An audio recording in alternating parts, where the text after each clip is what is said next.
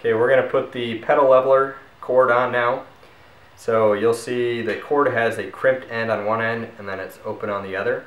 So what you want to do is take one of the pedals, doesn't matter either side, and you're going to feed it through the holes in the back. Now some people like to feed it through both holes, but I find that's a little limiting. If you adjust the pedal itself, then you got to kind of feed it through and retighten things. So I'm just going to feed it through the back part. So you actually want to start from the toe,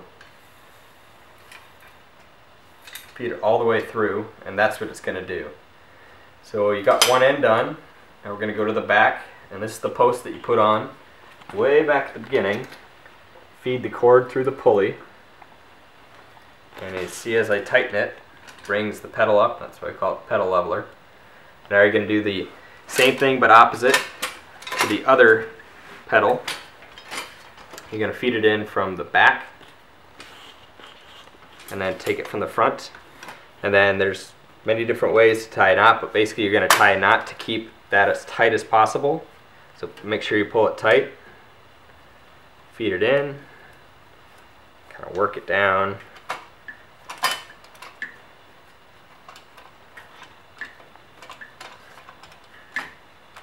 Get it as close and tight as you can. Come back and tie it. Some folks like to cut the excess off, but again it has a tendency to fray, or you might want to pull it out and redo it. So instead I usually just tie the excess to the cable itself, and that's pretty good. You might be able to get it a little bit more level, but as you tighten it, it usually tends to droop a little bit, but that's pretty close. So that's how you put the pedal leveler on. And some of the bikes will come with a front toe leveler, and you can check out the section on that if you want to see the front toe leveler.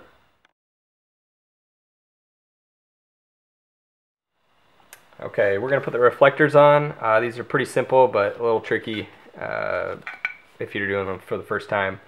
So each one is just a reflector with one plug, and really the only thing you want to follow here is you don't want to put the reflector right around the valve stem, because it'll make it really hard to get your pump on there and pump up the tires. So I like to just make sure it's pretty well opposite, and then you're going to feed this in, and there's two sides to the reflector, a solid side and then one that has a hole in it, and that's where your plug is going to go.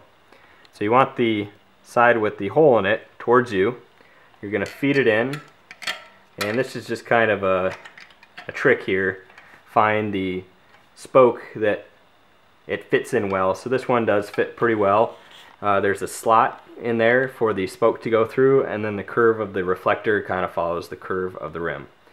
So you could put it on a different one down here, and that would work too. It doesn't really matter, any of those will work.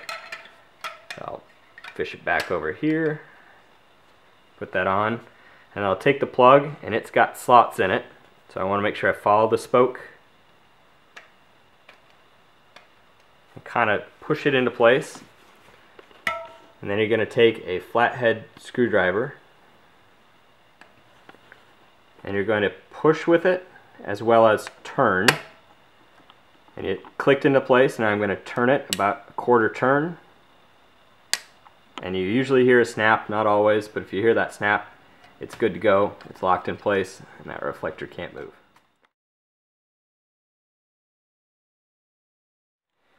What I'm going to show you next is the steering pin. It's this piece here with the Velcro attached to it. What this is used for is to put it in one of these holes, and without the pin in there right now, you have full range of the steering. So either the parent steer in this case or the rider can fully steer it. But if you use this pin and put it in one of these two holes, you're going to limit that turn. So the first one will go on the top. Sometimes you have to wiggle the wheel around a little bit to get it to feed through. And that's all the way through now. On the top hole, you can see it pretty well locks it straight or in midline. And that's just to focus on the power, focus on going forward. If I take that out and put it in the bottom one, I'm just going to do it from the opposite side because of the knob here. Feed it through. So it's all the way through now. This gives 20 degrees of turn in either direction. So it kind of limits that turning, but still gives the rider and the parent some maneuverability. And that's an option there. You can take it out. And we do provide a Velcro strip to put onto the bike to not only hold the steering pin, but also the wrench that comes with it. So you can put that Velcro up here, close to the steering pin, or the other place that we often put it is back on the seat post, such as here, and that's a really nice place for the wrench to go. And then the steering pin can also go on there as well. So your choice, either place. So these are the three tools that come with all bikes. And first one is you'll see a double-ended wrench. This has a 15mm and a 14mm size. That fits most everything on the trike, especially the seats and the pedals and most everything. The other two tools, you'll see a double-sided Allen wrench. This is a 5 and a 6, and that again fits nearly every Allen head bolt on the bike, with maybe about one exception. And then this last one you can use in a variety of ways, but the main reason we have it in there is there's a flattened end. You see one end is kind of circular with a slot in it, and the other end has been flattened. The reason for that is to slide it onto these lever locks, cam locks, and you can use this as basically an extension bar and get more leverage on it. So you'll take this and tighten it, and then that's about as tight as I can make it by hand, but I can loosen it up and tighten a little bit more, and it'd be really hard for me to do it by hand. If I take this handy little tool, it's pretty easy to do it. So you can get extra tight on there and make sure it stays in place.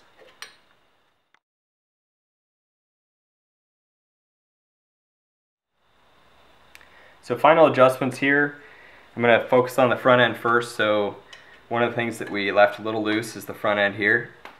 We'll make sure the handlebars are tight. So that's a 5mm Allen wrench. And then similar to that, take this plug back out, and once everything's together, it's a whole lot easier to straighten it up and make sure the handlebars are straight. So the easiest way I find to do that with one person is to hold the wheel with your legs, make it straight, and then eyeball these two lines kind of as a fork, and they should be parallel to that wheel. So if you need to loosen it, go ahead and loosen it just a little bit to the point where you can adjust it, and then line it up straight and tighten it back up.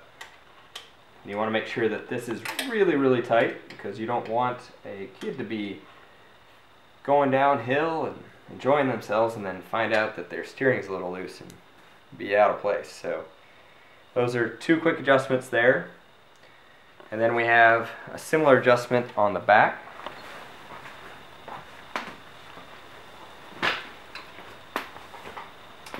So this back steering bar we didn't get tight because we wanted everything to be tight. So one final adjustment here, we're going to make sure that the parent steer bar in the back is straight so that you can make sure that the alignment throughout the whole bike is accurate and straight. So if you're by yourself, the easiest way to do this, I think, is to get it straight, and you can try and align the back, but more often than not you're going to end up turning the front wheel. So if you've got another person, they can hold it. If you don't have another person, you can take that steering pin and put it into the top hole.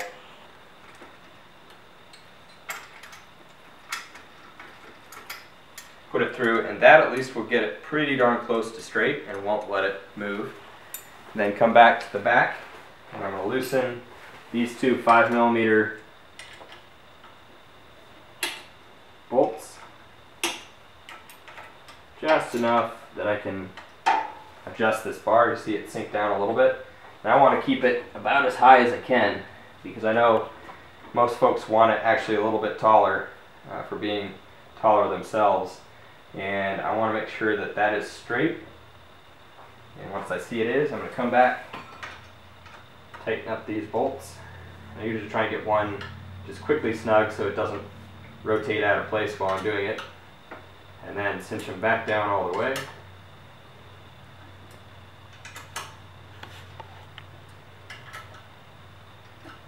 And your steering should be straight. Parent steer all the way through the front handlebar. So last thing I'm going to do to finish off this bike is make sure that the tires are all aired up properly. So most tires are set to 35 psi, but you want to make sure you double check and check the rim, check the tire, and it should say inflate to. In this case, it does say inflate to 35 psi. So I'm going to take the valve stem off here, use a bike pump, make sure it's down there on properly, clamp it in, and then air it up to 35.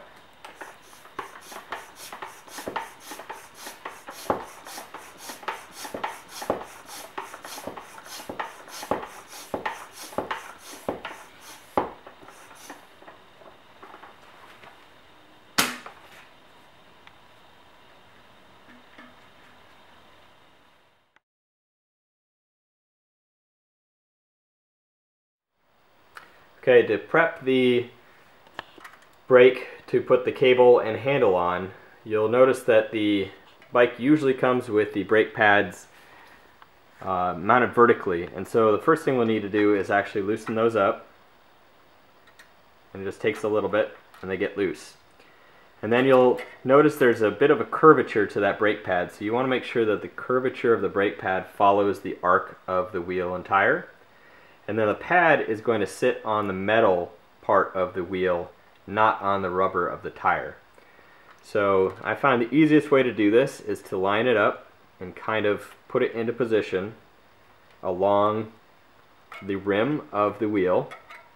And once you get it where it's just on the rim and not on the tire, squeeze it tight with your opposite hand and take your Allen wrench and cinch it down.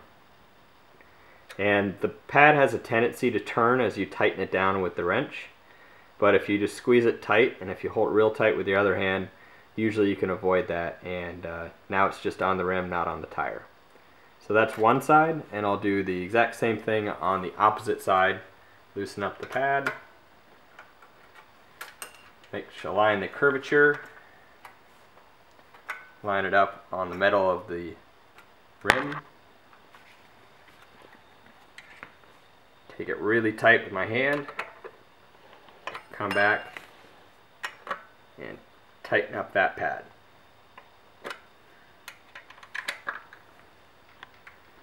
And now we're good. Next step, we're going to take the handle and we've got to loosen up the clamp. So again, use the 4mm Allen wrench.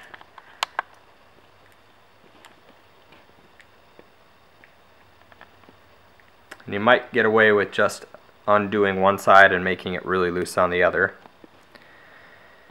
And since we don't know if this child is right or left-handed or what hand they prefer, we're just going to put it on the handle loosely for now so that we can get the brake set up, and then on the fit we'll come back and put it on the correct side. So here I've just slid it on, and now I have to reattach that bolt that I removed.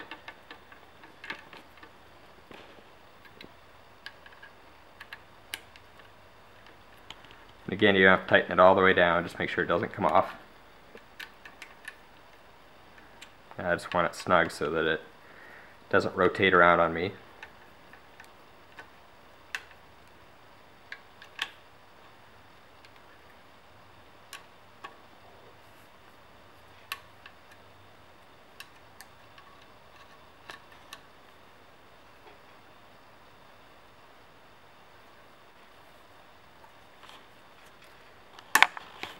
There we go.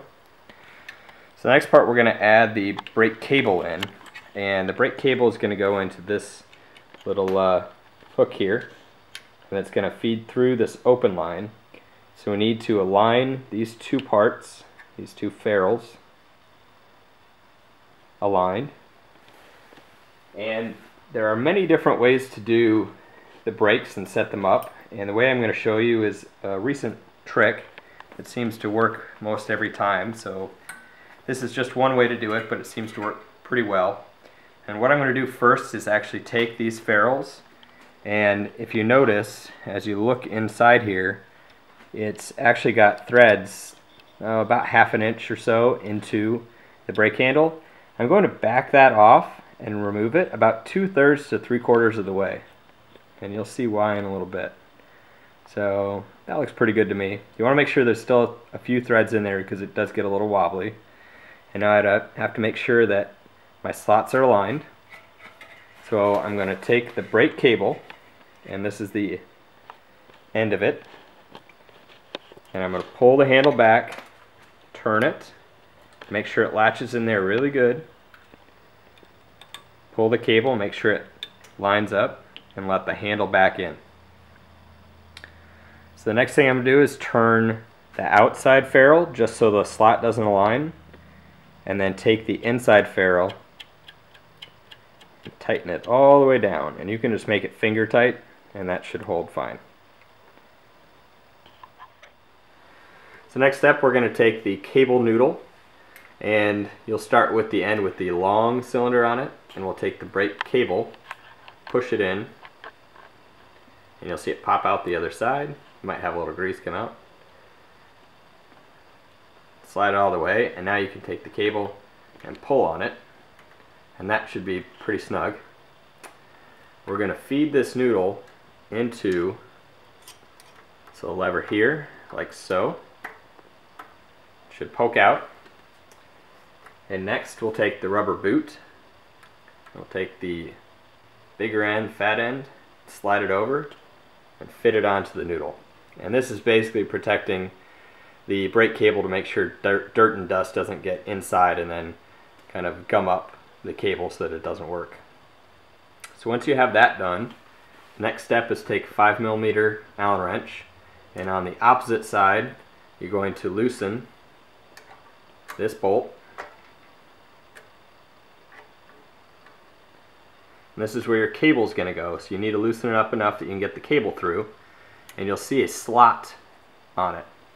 So we're going to take that brake cable and feed it all the way through. And then again, there's several ways to do this, but I'm going to show you the way that seems to work out well for me. And what I do is take that cable and pull it as tight as possible. And again, often works better to have multiple hands here, but I'll do it solo here.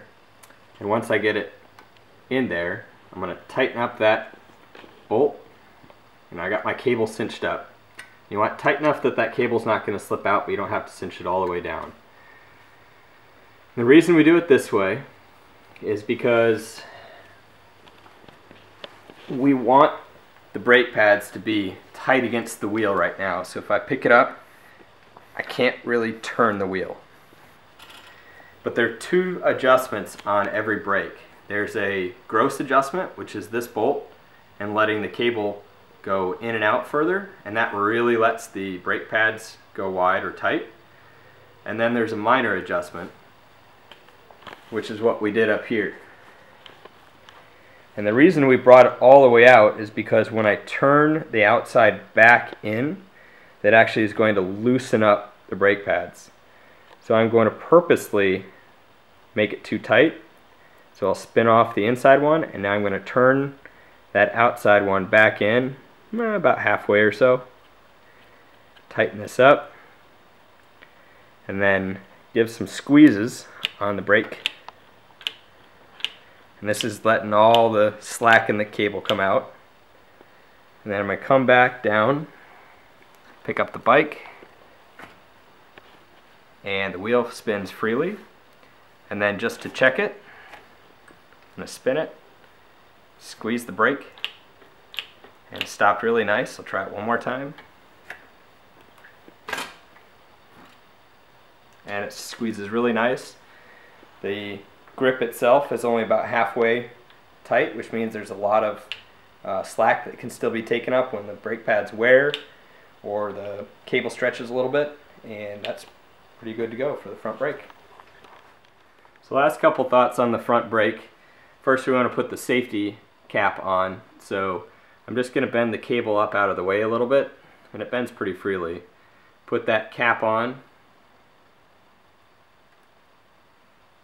and then you can take any sort of pliers or anything you can squeeze with, and I'm going to give it just a tight kind of squeeze, crimp it down, and it should be on there pretty well. Let's give it one more just to make sure. And then a couple other thoughts. Some people want to cut the cable off, cut the excess off, and I ask you please don't do that. The major reason is that if you've got to adjust this cable again, if you've cut it off short, then you have nothing to pull with. You have no adjustment to make. So it's better to just leave that cable there and cap it off like so. The other thing is, we'll put out a video to talk more about the finite adjustments in the brake, but you'll notice these screws, these bolts here, that you may wonder what they're for. They're for some micro adjustment on the brake. About 90% of the time you never have to touch those, so we won't go over it in detail, but it will be in a different video about the brakes.